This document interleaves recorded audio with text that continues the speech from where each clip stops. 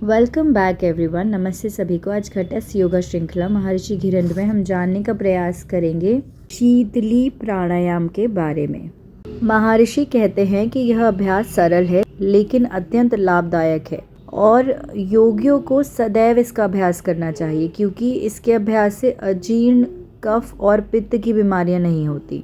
शारीरिक गर्मी को कम करने के लिए इसका अभ्यास लाभदायक है और साथ ही यह मन को शांत करता है। यह मानसिक और भावनात्मक उत्तेजनाओं को शांत करता है और पूरे शरीर में प्राण के प्रवाह को निर्बाध बनाता है और इससे हमारी मांसपेशियों में शिथिलता आती है और मानसिक शांति प्राप्त होती है। इसका उपयोग रात्रि में निद्रा से पूर्व प्रशांतक के रूप में किया जा सकता है और यदि हम अपनी भूख और प्यास पर नियंत्रण करना चाहते हैं तब भी इस प्राणायाम का अभ्यास करना लाभदायक रहेगा। और यदि गर्मी के दिनों में पसीना बहुत ज़्यादा छूटता है या बहुत ज़्यादा अधिक प्यास लगती है या शरीर में गर्मी और बेचैनी का अनुभव होता है तो इन सभी बातों से बचने के लिए इस प्राणायाम का अभ्यास करना अत्यंत लाभदायक है।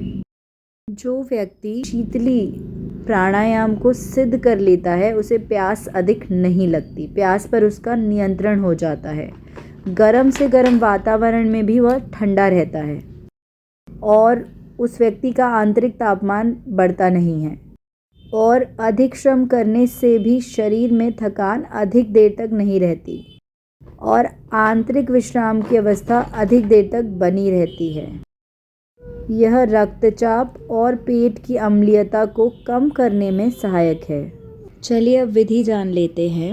महर्षि घिरंड बताते हैं कि जीभ को बाहर निकालकर उसे एक नली के रूप में बनाना है और उस नली के माध्यम से गहरी श्वास खींचकर उदर को वायु से भर देना है और कुछ क्षणों के लिए ही कुंभक का अभ्यास करना है। और यहाँ पर निर्देश नहीं दिया है कि यथासंभव कुंभक का अभ्यास करना है कि नहीं। कहा गया है कि पूरक और रेचक के बीच क्षण मात्र का अंतराल होना चाहिए।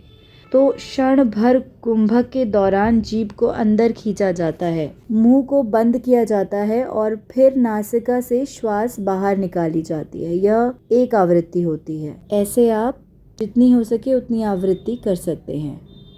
यहाँ तक सुनने के लिए धन्यवाद। अब कल जारी रखेंगे।